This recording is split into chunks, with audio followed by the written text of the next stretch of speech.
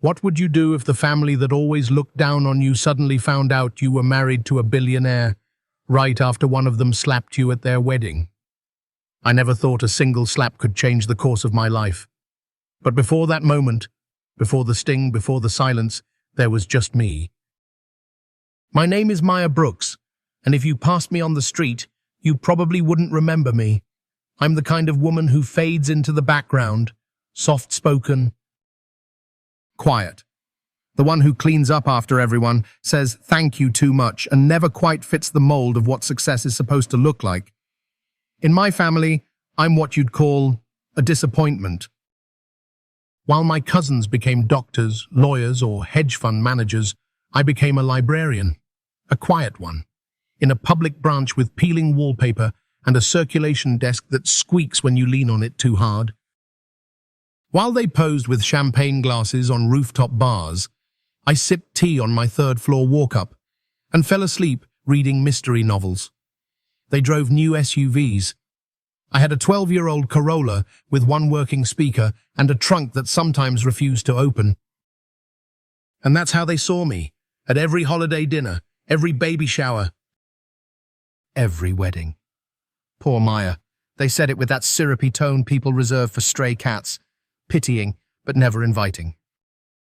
Still single, still renting, still dressing like it's 2008, but what they didn't know, what no one in that room knew, was that I'd been living a secret life for the past 3 years.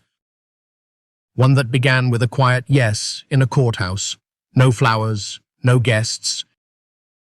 Just me, him, and 2 witnesses who barely knew our names. His name is Dominic Westwood. You may have seen it on Forbes, or whispered about on business podcasts. Tech tycoon. Real estate mogul. Worth enough to buy the block you live on 10 times over. But to me, he's just Dominic, the man who brings me peppermint tea when I get migraines. The man who insists on watching black and white movies with me even though he finds them absurdly slow. The man who for 3 years let the world believe I was no one because I asked him to. You see, I didn't marry money. I married a man who saw me, even when everyone else only saw what I wasn't. When we got married, I made him promise me one thing: let me stay invisible. I didn't want the limelight, didn't want the mansion or designer wardrobe or chauffeured cars. I wanted to keep my job, my life, my quiet place in the world, because in a life where I'd always been too much or never enough, his love let me just be. Every morning, Dominic suits up and heads to a glass tower where thousands of employees wait on his decisions. And every morning, I walk 5 blocks to my little library and help children find books about dragons and grannies who bake. We don't do press, we don't throw parties. And it works. That's why when Sloane Whitaker, my cousin and childhood friend turned rival, sent me a cream-colored invitation to her wedding, I nearly tossed it in the trash. It was addressed to Maya Brooks, not Mrs. Westwood. Because they didn't know, and I wasn't ready for them to. Sloane and I had once braided each other's hair and made blanket forts, but time and family politics had changed things. She was marrying Grant Whitaker, an investment banker who probably had a custom tux made for the ceremony. The wedding would be a parade of old money, newer money, and people pretending they had both. And I was going to walk into it as me, the family disappointment, again. Still, something in me said, go anyway, because I'd spent years trying to avoid judgment, to shrink myself, to not ruffle feathers. But not this time. This time, I wouldn't show up less than I was. I wouldn't show up more either. Just exactly who I was. I picked out a navy dress, floral print, $48 on clearance. My pearl earrings, the ones my grandmother gave me before she passed. Heels I could barely walk in, but hey, sometimes you suffer for dignity. Dominic offered to come. He was due in Singapore for a tech summit, but said he'd cancel. I told him no, because this wasn't his mess to clean. The morning of the wedding, I stood in front of my mirror and whispered, "You are enough." Then I smiled, locked the door behind me, and walked into what I thought would be another night of silent judgment and awkward small talk. I had no idea. that by sundown I'd be standing in the center of a marble ballroom, wine-soaked, humiliated, trembling, and about to become the most talked-about woman in the room. Most people would have called me a fool. I married a man who could have bought me the world, and I asked him to keep me a secret. It wasn't shame. It wasn't fear. It was freedom. The kind that's hard to explain to people who've only ever chased validation. Dominic Westwood came into my life quietly. There were no paparazzi, no champagne, just a rainy Tuesday night, a forgotten library, and a man in a $1,000 suit asking about historical preservation ordinances. I thought he was lost.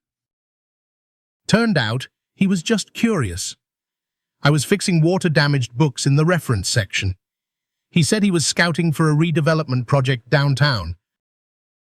Later, he confessed he'd just seen the lights on and wondered who still worked at a library at 9 p.m. That was me. The woman who stayed late, who talked to books, who stitched torn covers and whispered to the spines of forgotten novels. We ended up talking for hours. About architecture, about cities that forget their history, about how quiet places still mattered in a loud world. He didn't flirt. He didn't flash his wealth. He just listened. And for the first time in a long time, so did I.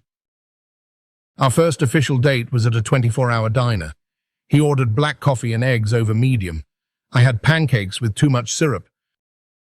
When the bill came, he paid the $6 check and left a $50 tip that made our waitress tear up. I asked him why. He said, because she didn't treat us like we didn't belong here. I didn't realize it then, but that was the moment.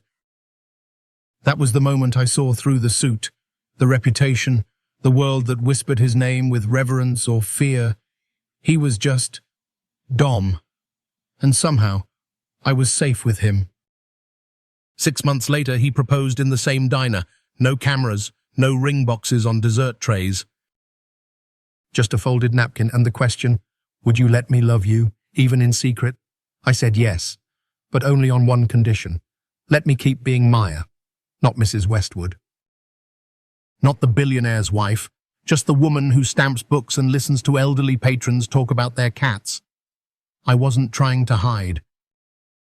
I was trying to protect something most people never value until it's gone. Normal. To my surprise, he agreed. He warned me it would be hard. That people would notice, that I'd miss things, invitations, galas, first-class travel, but I didn't miss them. Because I'd never had them. What I missed was being overlooked without being devalued. And with Dom, I never had to prove I was worth staying for. He just did. Our wedding was held in a courthouse just outside the city. 2 witnesses, the clerk and a stranger named Carla, who happened to be paying a parking ticket. No dress, just my best navy coat, no honeymoon.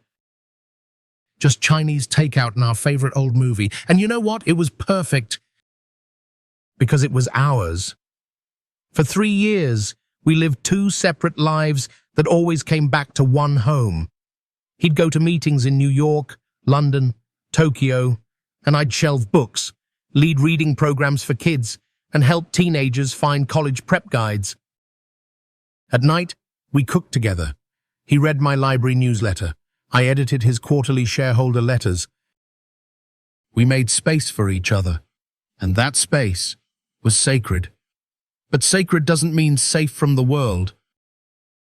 Because the world doesn't like when a woman chooses less, especially when she could have everything. The questions came from every angle. Why don't you post pictures of your husband? You're still living in that old building. Why aren't you doing more with your life? My family didn't ask those questions. They didn't need to. Their silence said enough. To them, I was still poor Maya, the one who never measured up, never made it out. Never gave them anything to brag about, and I let them believe it, because some truths aren't worth sharing until they're needed. Until they matter. The morning I received the wedding invitation from Sloane Whitaker, something stirred in me. Not bitterness, not resentment, but readiness. I didn't know what was coming. Didn't expect wine or slaps or judgment. But I also didn't expect Dom to walk in when I needed him most. I had told him to stay away, told him I wanted to handle it myself. But when you love someone, really love them, you know when to respect space and when to step in. What none of them knew was that the man who walked into that wedding was not just defending his wife. He was defending a life we built together. A love that didn't need validation. A woman they had never really seen. Until it was too late. It came in a cream-colored envelope, thick and expensive, the kind that made you pause before tearing it open. The front was embossed with gold lettering. Sloane Whitaker. Grant. Whitaker. Cordially invite you. I didn't need to read the rest. Just seeing her name, Sloane, was enough to bring back a flood of memories. Braiding each other's hair in Grandma's living room, fighting over who got the last gingerbread cookie. Staying up late, whispering secrets about boys and dreams and the kind of lives we hoped to lead. We were once inseparable until we weren't. Somewhere between high school honors lists and Ivy League applications, the distance grew. She had ambition, edge, a spotlight smile. I had quiet, books and questions no one wanted to hear. By the time we turned 25, she was brunching with socialites and prepping for grad school interviews. I was still renting, still shelving books. Still Maya. To her, I'd become background noise, and yet here I was invited to her wedding, not as a bridesmaid, not as a friend, just a name on the guest list. Obligation. I held the invitation for a long time. Part of me wanted to toss it. What did I owe this family, this room full of judgment and whispered comparisons? But another part of me, the part that still believed in bridges, not burned, whispered, go anyway. Later that week, my phone rang. The caller ID read, Aunt Brielle. I hadn't heard from her in months, maybe years. I answered. Her voice was syrupy sweet, the kind of tone reserved for when you're saying something sharp and trying to make it sound soft. Maya, honey, she began. We're so glad you're coming. I just wanted to give you a little heads up. I braced myself. You know this wedding is going to be very elegant. Lots of people. Grant's family is quite sophisticated. Translation. Don't embarrass us. I swallowed. I understand, Aunt Brielle. I'll dress appropriately. She gave a little laugh light, forced. Oh, I'm sure you will. Just wanted to make sure we're all on the same page. These things matter, you know. Click. Call ended. And I just stood there, phone in hand, stomach tight, blood pounding. I knew what she meant. Don't show up in discount store clothes. Don't wear your tired flats. Don't drive that old car. Don't remind anyone that you've never quite fit in. I walked into the bathroom, looked at myself in the mirror. Simple blouse, faded jeans, hair in a loose bun, no makeup. Was I really so offensive to them? Was existing, quietly, without their standards, really so shameful? I considered skipping the whole thing. Let them have their picture-perfect wedding without the blemish of plain cousin Maya. But something inside me snapped. Why should I hide? Why should they get to define what appropriate means? I hadn't done anything wrong. I had simply chosen a life they couldn't understand, and I wasn't going to apologize for it anymore. That Saturday, I went shopping, not at the boutiques they loved, at my favorite thrift co-op, tucked into a side street no one in my family would be caught dead walking down. I found a navy dress with soft floral patterns and a neckline that made me feel elegant, not exposed. It was $46. Perfect. I polished my one good pair of heels, pressed the dress, dug out the pearl earrings my grandmother left me in her will.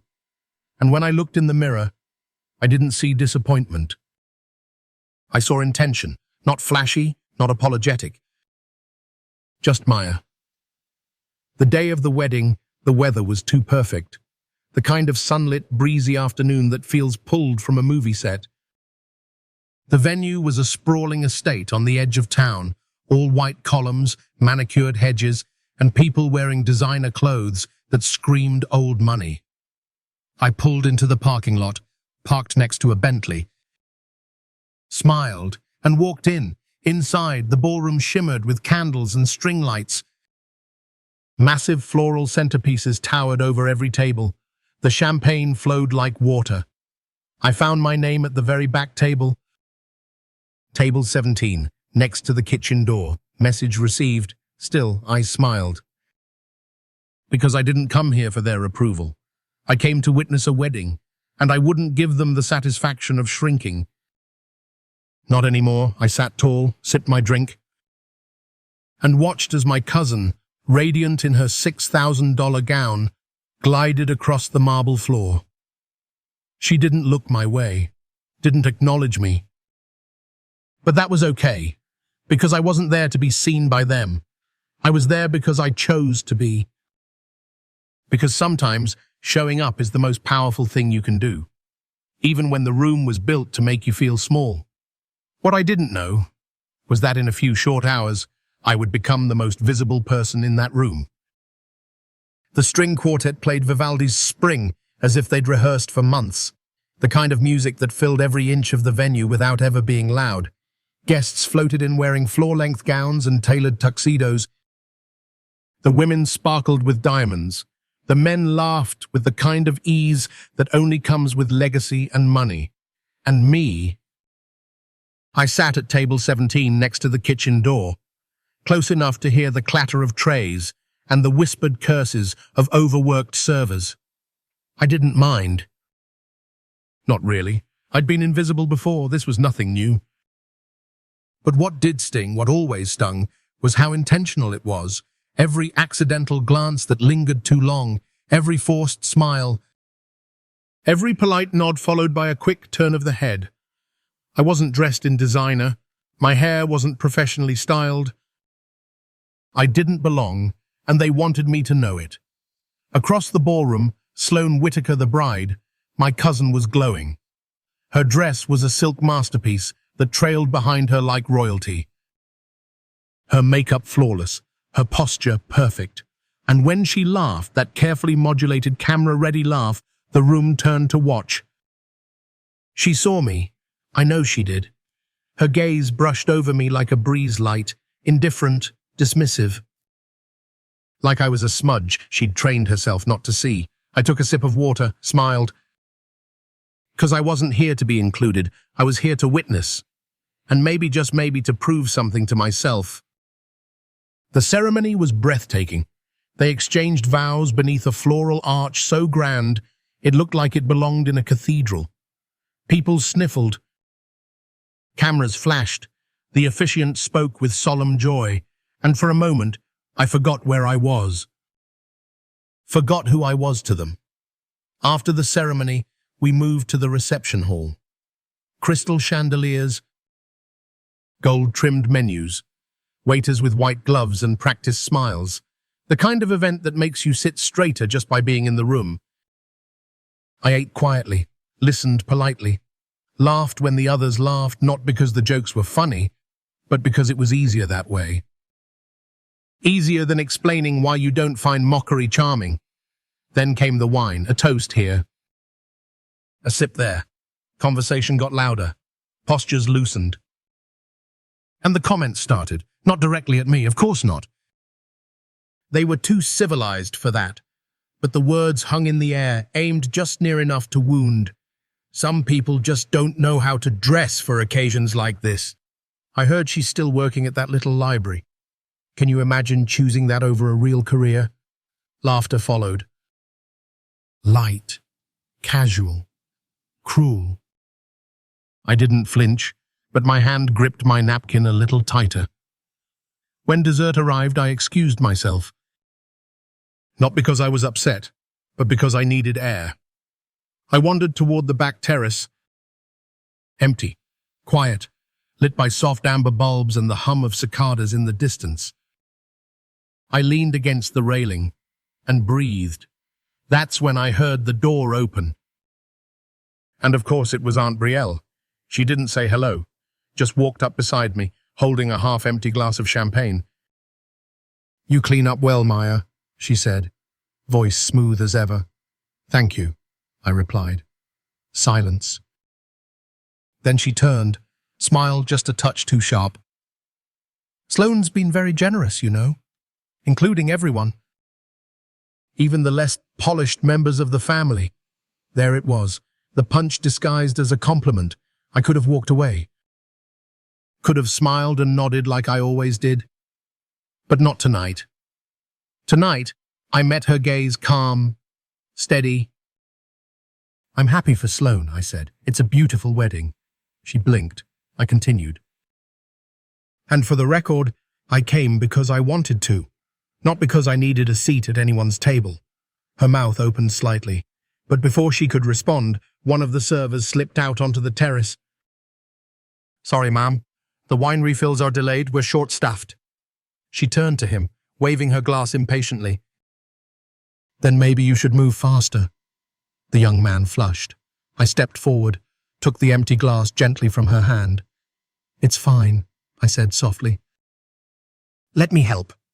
I didn't do it to impress, or to be noble. I did it because I saw him. Just like once, someone saw me. I walked back into the ballroom, carrying a tray of empty glasses from our table. I wanted to help, to feel useful, and that's when it happened. My elbow caught the edge of a wine glass. It tipped, tumbled, and deep red wine arced through the air, landing with cruel precision on the bodice of Sloane's perfect white dress. The music didn't stop, but everything else did. Conversations halted. Laughter died. Every head turned. Sloane stared down at the spreading stain, then up at me, her eyes full of fire, and in that moment, I felt it. That tiny shift in the air, the one that comes just before everything you've tried so hard to hide unravels. It was just a glass. A simple, elegant wine glass balanced on the edge of our crowded table. I'd picked it up like I'd picked up dozens before, casually, quietly, without thinking. But this one tipped. Just a little, then more. Time slowed. The deep red liquid lifted into the air in a graceful arc and landed squarely on Sloane Whitaker's perfect white dress. The gasp from the crowd was sharp, almost theatrical. A sound that cut through the music, through the laughter, through everything. Sloane looked down in horror. The wine had spread across her bodice like a wound. Then she looked up at me. Her expression morphed from disbelief to fury in half a heartbeat. "You clumsy idiot!" she screamed. Her voice echoed off the ballroom walls. Dozens of heads turned. Phones lifted recording.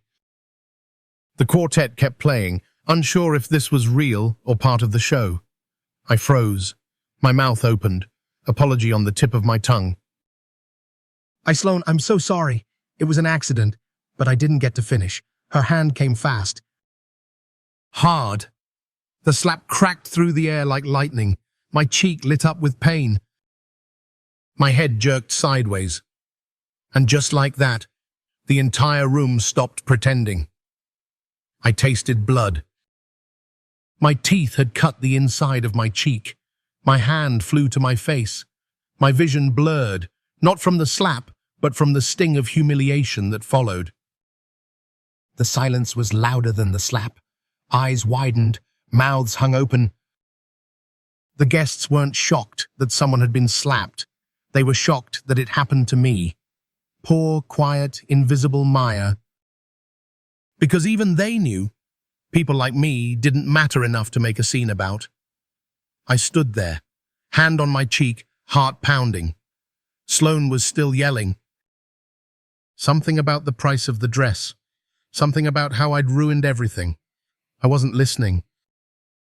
Because something else was happening. I heard them. Footsteps. Confident, measured, unmistakable. My breath caught, because I knew that rhythm. I'd heard it every morning walking through our hallway. I'd felt it in the way the ground seemed to respect him before he spoke. And I thought, it can't be. He wasn't supposed to be here. He was in Singapore. I turned slowly. And there he was. Dominic Westwood, my husband. The secret no one in this room knew about. He stood in the entrance of the ballroom like a storm wearing a tailored charcoal suit, hair perfectly in place, eyes like stone. Jaw clenched. He wasn't looking at anyone in particular. He was scanning, processing. His gaze landed on my face, the red mark, the wine-stained dress, the trembling fingers still pressed to my cheek, and something inside him shifted. Something sharp, cold, controlled. Not Dominic, the man who left handwritten notes in my lunch bag, but Dominic Westwood, the CEO who'd once dismantled a billion-dollar company with a press release, the man who could destroy legacies with a phone call. Sloane hadn't noticed him yet. She was too busy ranting, her voice shrill, brittle. "My wedding is ruined. That dress cost more than her rent for a year." No one dared interrupt. No one. Except him. Dominic began to walk, deliberate, unhurried, deadly calm. Every step was a declaration, and every eye in the ballroom followed him, instinctively knowing something was about to happen. Something big. I wanted to tell him to leave, to not do this, to let me handle it. But my feet wouldn't move. My lips wouldn't form the words. I just stood there, waiting. Sloane finally turned. Her mouth froze, her eyes flicked up and down, trying to place him, trying to understand why this stranger was walking directly toward the center of her stage. She lifted her chin. "Excuse me," she snapped. "This is a private family event." "I don't know who you think you are."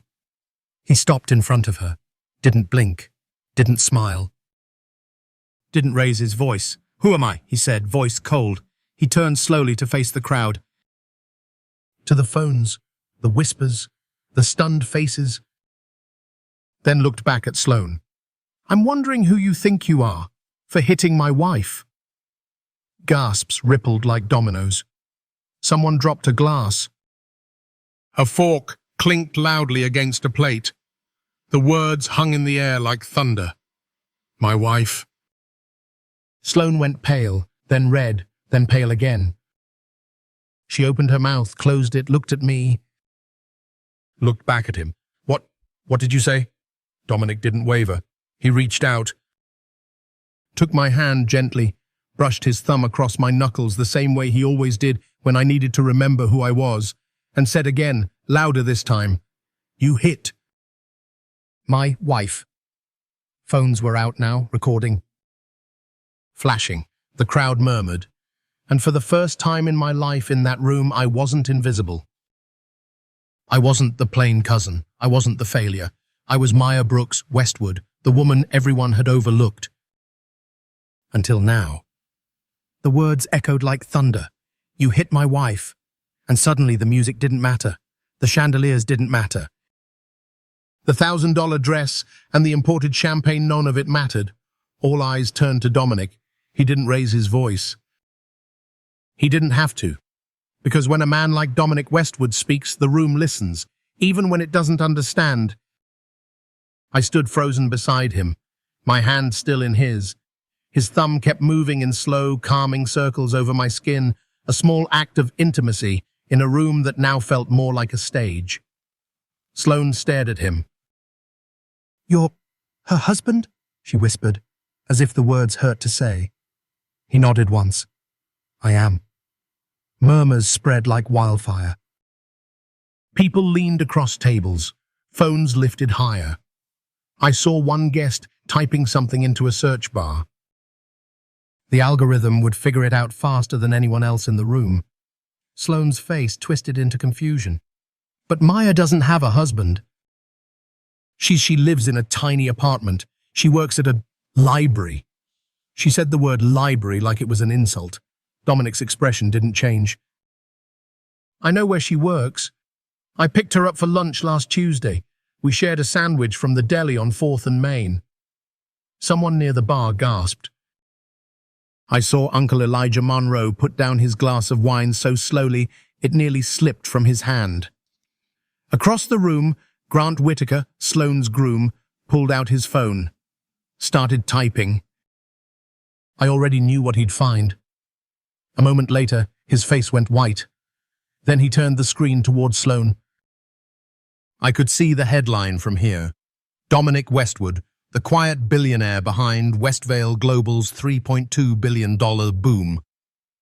There was a photo of him, standing in front of a building I couldn't pronounce, giving a speech at some international tech forum. The article called him ruthless, but here, standing beside me, he looked like the only man in the room with a moral compass. Sloane blinked at the screen, then looked up at Dominic again, then at me. Her mouth opened and closed like a fish desperate for water. This can't be real. I spoke for the first time since the slap. It is. My voice didn't shake, not because I wasn't afraid, but because I was done hiding. Brielle Chase. Aunt Brielle stepped forward, face pale. "Oh, Maya, sweetie," she said, her voice laced with a panic she couldn't quite conceal. "Why didn't you tell us?" Dominic cut in. "She didn't owe you that." The sharpness in his voice made her blink. She didn't owe anyone here anything. The air shifted. I could feel it. 100 tiny recalibrations happening in real time. The way people looked at me. The weight of their stares. How quickly pity morphed into fascination. And then into opportunity. They weren't sorry for how they'd treated me. They were sorry they didn't know who I really was. Sloane found her voice again, but it was brittle. "Why would you hide this? Why live like that?" She didn't mean it cruelly, not anymore.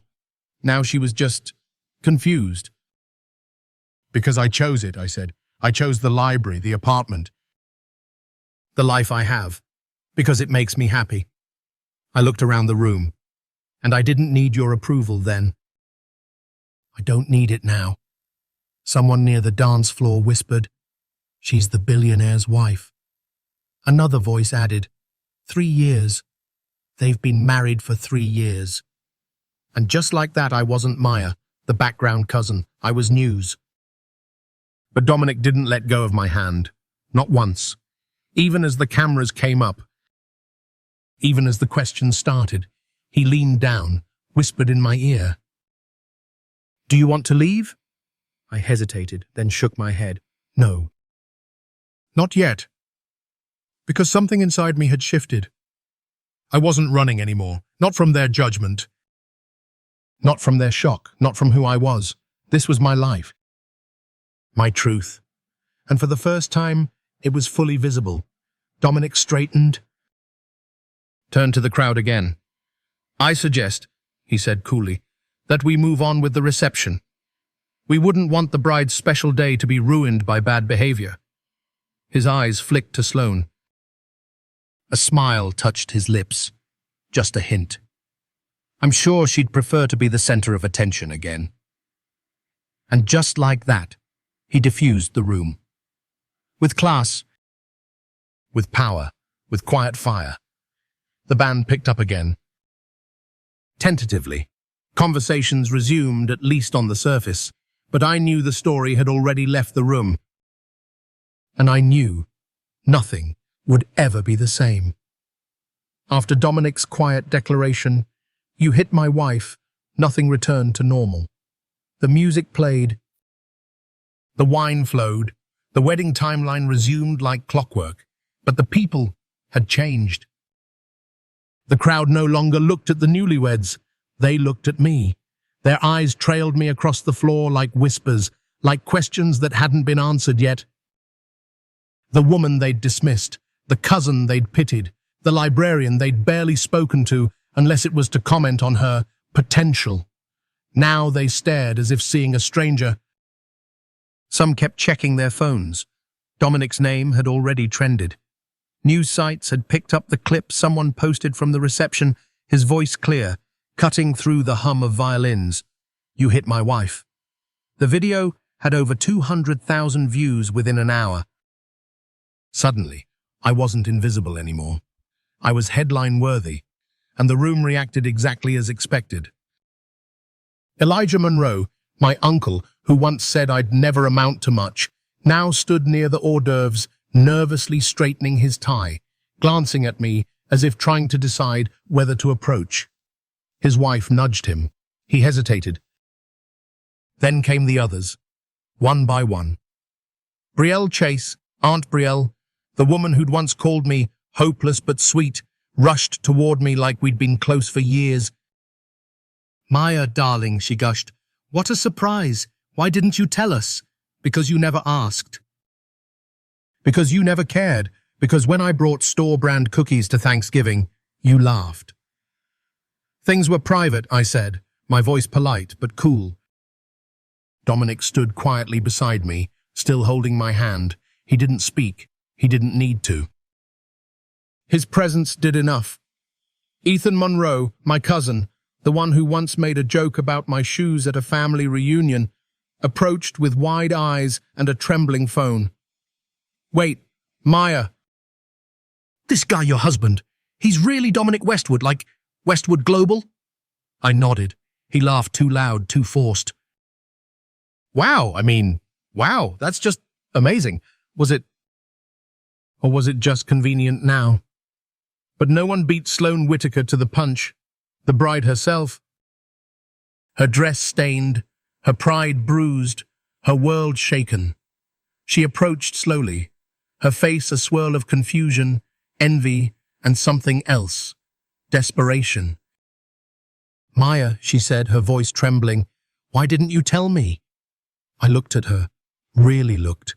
This was the girl who once painted my nails when we were 10, who shared secrets under blanket forts, who, somewhere along the way, decided my worth depended on what I wore and who I knew.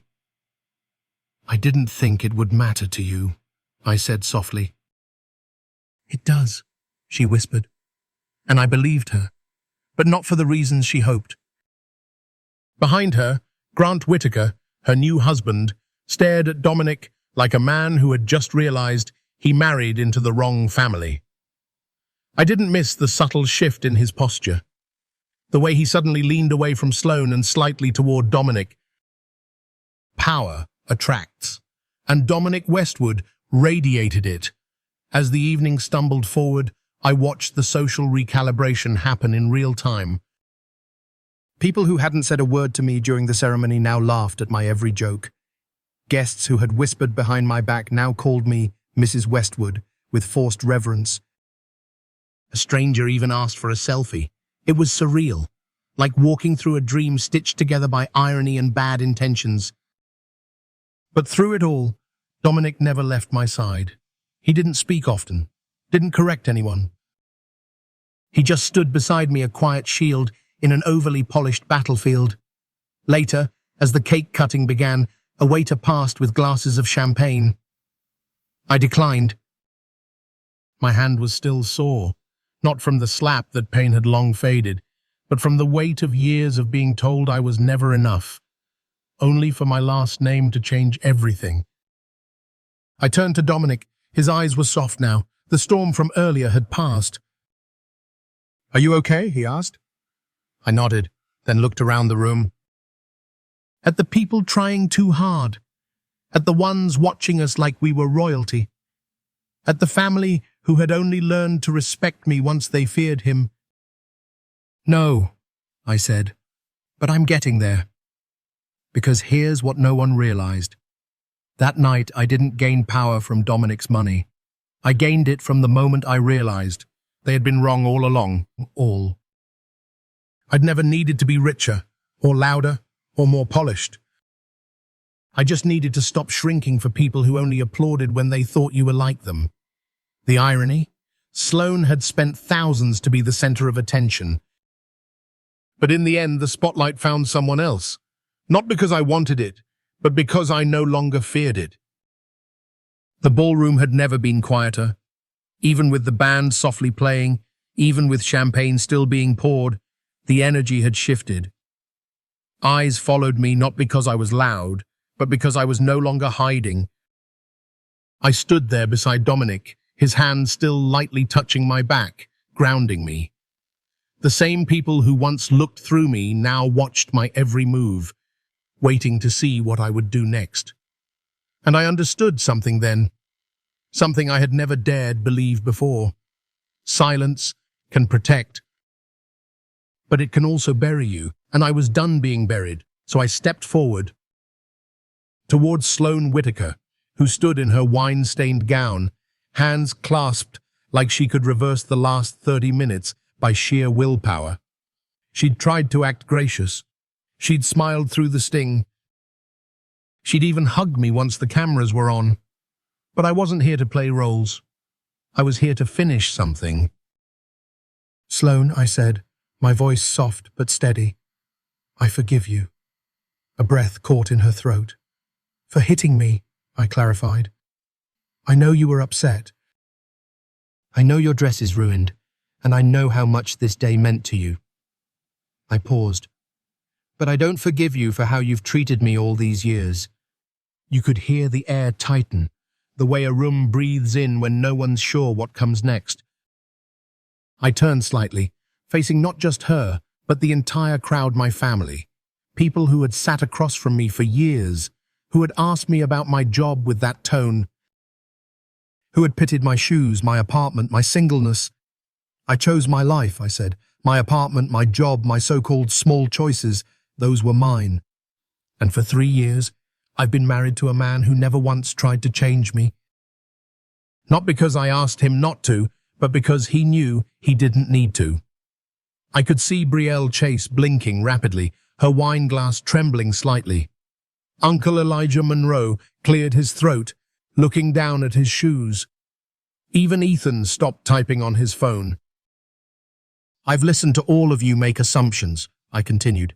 Watched you pat yourselves on the back for being gracious enough to include me. But let me be clear, your kindness wasn't kindness. It was tolerance dressed up in expensive perfume. A few heads turned sharply. But that's okay, I said, because I no longer need it. Silence. And then, the most surreal thing happened.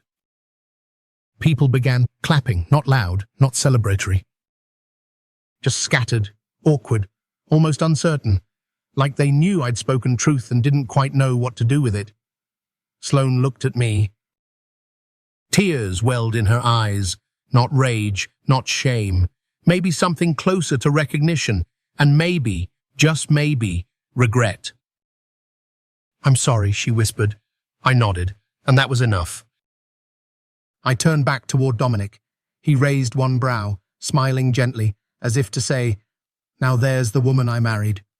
I smiled back, and in that moment, with the whole room watching, I felt something I hadn't felt in years.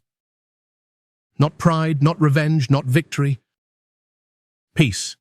Because the truth is, I hadn't needed to destroy anyone to win. I hadn't needed to throw a drink. Raise my voice, call names. I had simply spoken. And that was more than enough. As Dominic and I walked away from the crowd, I heard someone behind me say, "Wow." She didn't yell. She just stood there and told the truth. I smiled. Because yes, sometimes the loudest thing a woman can do is not scream, but stand. We reached the hallway just outside the ballroom. Dominic gently pressed the elevator button. He didn't say anything. He didn't need to. I leaned against his shoulder. You okay? He asked. I nodded. I think I am. He kissed my temple. Let's go home, he said, and I didn't ask which one. Because wherever he was, wherever I was fully myself, that was home. The reception stumbled forward, but it wasn't really a celebration anymore. It was a recalibration. The guests were no longer focused on the cake or the champagne. They weren't laughing at the bride's jokes or taking photos of her gown. Now, their eyes kept darting to me, Maya Brooks, the quiet cousin, the librarian. The woman they'd dismissed for years, now revealed as the wife of Dominic Westwood. And just like that, their entire behavior shifted. People who hadn't spoken to me in years approached with glowing smiles and watery eyes. Aunt Brielle, still gripping her clutch like it could protect her, leaned in close. Maya, sweetheart, she said in a sugary tone. I had no idea. If I'd known, I cut her off gently. That's just it. You didn't want to know. She blinked. I smiled. Not unkindly, just clearly. Uncle Elijah came next. He'd always spoken to me like I was some cautionary tale. The girl who could have done something more with her life. Now he looked uncomfortable. Nervous. Maya, he muttered. No hard feelings, right? Family's family. I raised an eyebrow. Exactly, I said. Family's family. I just wish you'd remembered that before today. Even Ethan, who once joked about my old car at a family picnic, now stood awkwardly near the dessert table, pretending to scroll his phone, waiting for a safe way to slide into conversation. He finally walked over. Hey, cousin, he said with a grin too wide to be sincere. Crazy night, huh? I nodded. It's definitely been clarifying. He laughed nervously. You know, if you and Dominic ever want help investing or anything, I work in finance now. I held up my hand. Ethan, I said kindly but firmly. We're good. And just like that, he backed off. I wasn't angry. Not really. Because none of this was new. It was just exposed now. The difference wasn't in them. It was in me. For years, I'd internalized their dismissal, believed their version of who I was.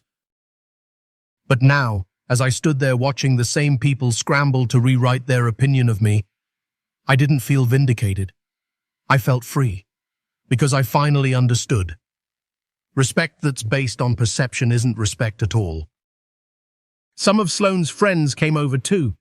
They'd barely glanced at me before.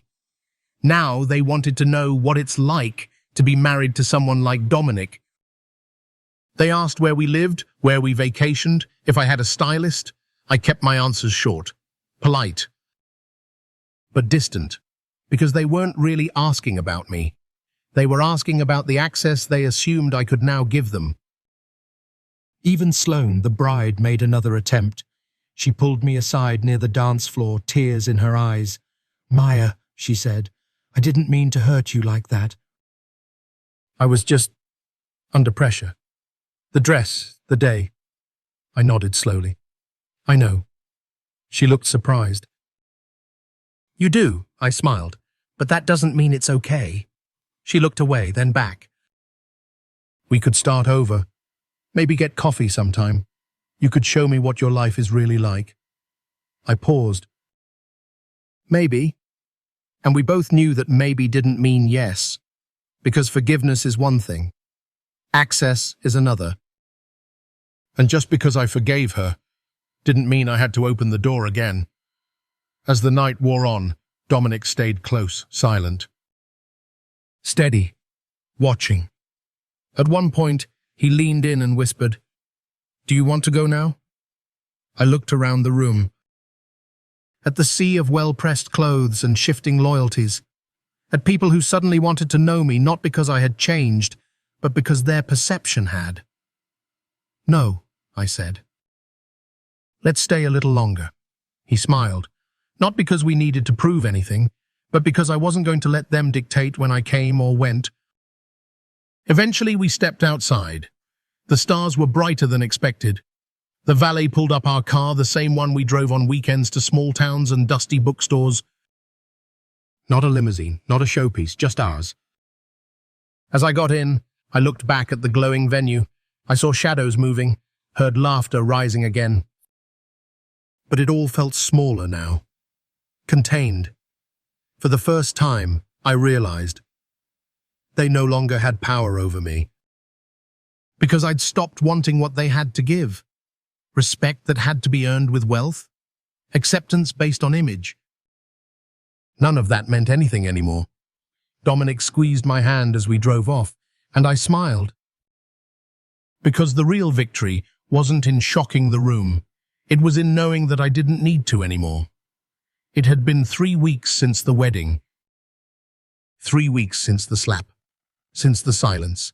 Since the room shifted and the world tilted slightly on its axis. And Maya Brooks had never felt more still. Not stuck. Not frozen.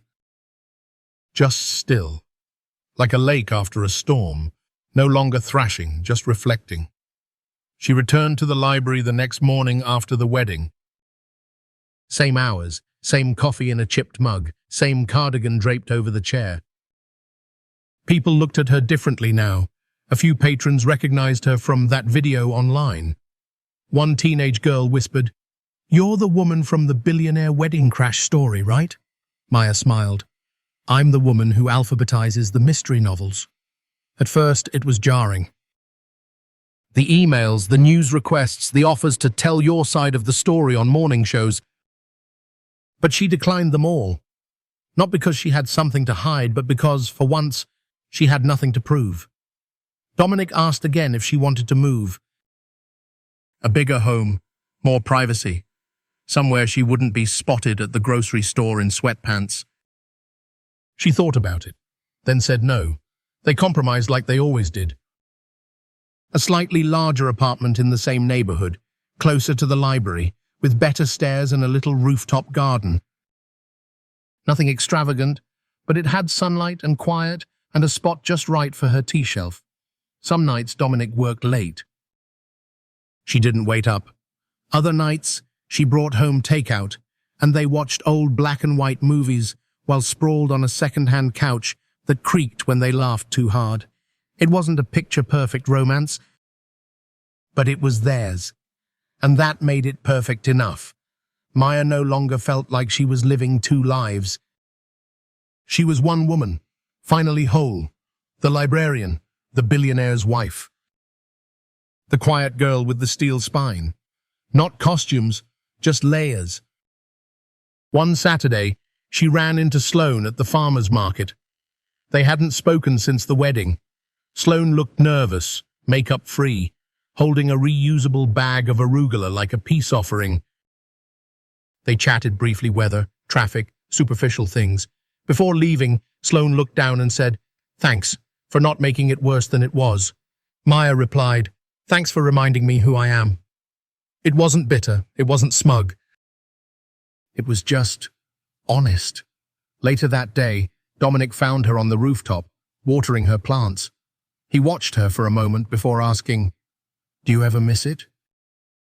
The applause, the recognition? Maya looked up. "I never had it." He frowned. "No," she added, "not the public kind. But I used to chase it. Silently, just from the wrong people." She set the watering can down. "Now I realize I don't need to be seen to exist. I don't need to be praised to be proud." Dominic crossed the rooftop, pulled her into a hug. "You amaze me," he said. She smiled against his chest. "You grounded me," she replied, "and then you stood back and let me rise." As the sun set, casting a golden wash over the city skyline, Maya thought about the girl she used to be, the one who kept her head down, who stayed small to stay safe, who confused silence with survival. That girl was still part of her.